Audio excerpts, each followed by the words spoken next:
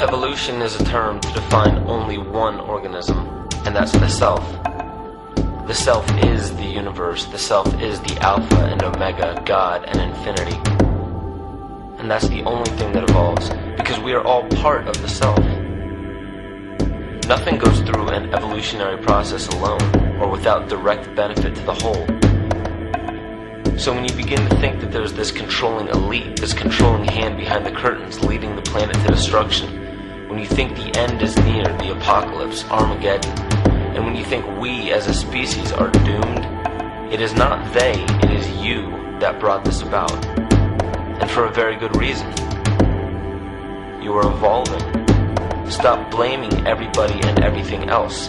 Quit panicking about global tyranny and natural disaster and pay attention. Because the world is telling you something, is telling you exactly what is wrong with you and how to fix it.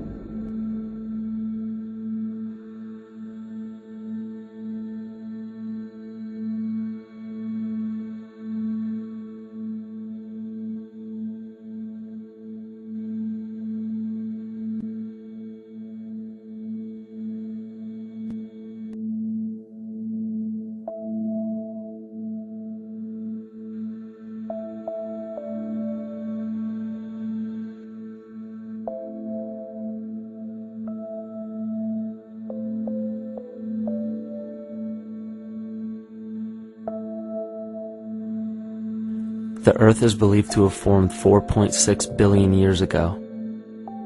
Within the first 150 million years, it began cooling and releasing gases from the lithosphere, which created the earliest forms of the Earth's atmosphere. Prior to the creation of this atmosphere, the sun's ultraviolet radiation made for uninhabitable conditions. But as the Earth cooled further, water condensed in the atmosphere, and oxygen accumulated, making way for organic compounds. This spawned single-celled organisms, and then plant life.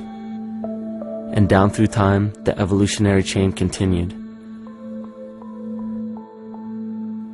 And then we arrive at a species that does not seem to fit as well as the rest. Homo sapiens' gestation period of 9 months mimics the 3.8 billion year evolution of all life on Earth. The human embryo repeats the evolution of all species.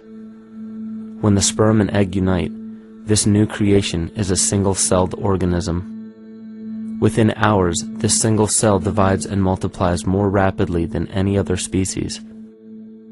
4 weeks later, the embryo begins to develop gills mimicking aquatic life.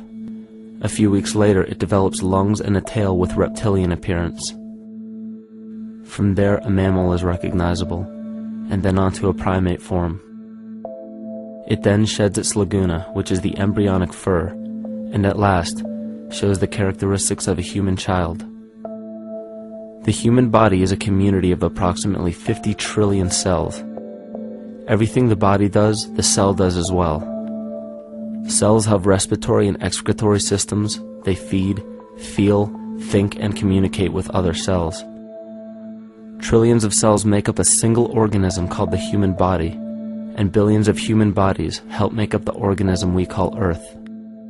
The Earth has more similarities with the human anatomy than you may think. Earth has its own electromagnetic generation, just like the human body. Research has found that a direct current of electricity flows through perineural cells found around every nerve in the body. These pathways are called energy meridians and have been used in the practice of acupuncture for at least 2,000 years.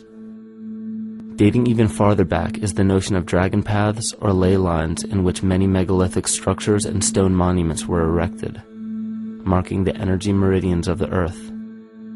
These energy meridians are generated by the resonant frequencies of the Earth, called the Schumann waves. Each planetary body has its own resonant frequencies and is determined by the circumference and diameter as well as the speed of orbit and rotation. The Earth's resonant frequency starts at 7.83 Hz and ends with the 7th harmonic at 43.2 Hz, correlating with the 7 chakras. Ultimately, the greatest discovery of our Earth is its consciousness. A visible attribute of consciousness is an energetic field that governs the shaping of organisms. Morphogenesis is a scientific term to explain this very shaping of tissues, organs, and entire organisms. Consciousness is the creative force of the entire universe. It has been given many names such as God, Yahweh, Krishna, nature, the field, and divinity. The entire universe is in fact a single living, conscious organism with complete awareness of itself. The reason why it may seem difficult to comprehend this is because our understanding is typically limited by our language. When we hear the term conscious organism, we tend to anthropomorphize its definition. By giving it human qualities, we mistakenly look past what an organism truly is in the first place. The definition of an organism is any living thing capable of response to stimuli, reproduction, growth and development, and maintenance of homeostasis as a stable whole. Our universe does all of these things. The consciousness of our universe is responsible for the form and purpose that all matter assumes. The Earth's resonant frequencies are a result of its form.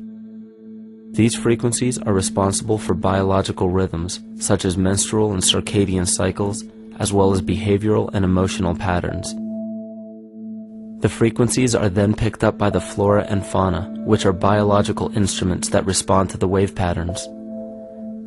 The wave patterns resonate in the cranial structure of our head and converge in the center of our brain, which is where we find the pineal gland.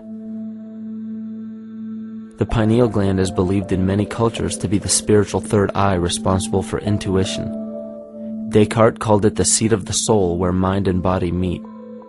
Each individual cell in our body receives an electromagnetic impulse from our central nervous system. They receive the very same impulse that was disseminated to every biological instrument from the earth. An explanation of our conscious universe has been attempted by religion, science, and philosophy. The neglect of biological nature from any organism causes illness. A divorce from nature, exile from Eden, confounding of tongues, they are all symptoms not of a biblical God or deity, but the true self. The greatest and only threat to ourselves is a loss of self, the death of our divinity. As we barrel through history with oceans of information, yet barely a drop of wisdom, we have to understand how we lost ourself.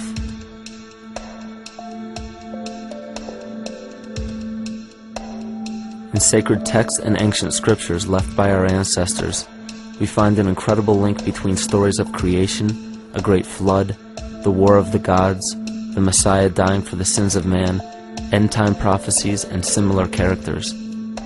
These correlations show up in myths from cultures that supposedly had no contact with one another due to distance in geography and time. The common thread we find that connects all of mythology has its roots in the stars. One of the most revealing accounts is the battle of the gods in heaven and the ensuing flood. In the Bible, Lucifer rivaled the Lord and was defeated and cast down to earth. In the creation myth of the Enuma Elish, we find a similar story of Tiamat being defeated by Marduk and cast down to the abyss of Apsu. In chaos, Tiamat, the mother of them both, Apsu and Tiamat's waters were mingled together, meaning that the chaotic waters of Tiamat were somehow mixed with the sweet waters of Apsu. Apsu was the Sumero-Akkadian god of the abyss beneath the earth. Tiamat, also known as Lucifer, was known as a serpent or dragon and was defeated by Marduk.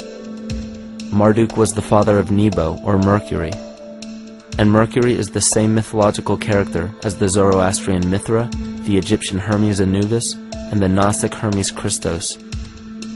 The most recent version of Mercury, however, is the archangel Michael in the Bible, who defeated Lucifer and sent him to the abyss of the earth, or hell.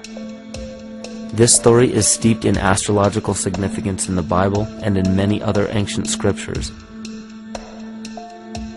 This leads to an event in history that is recorded by many researchers regarding the cosmic upheaval and historic deluge.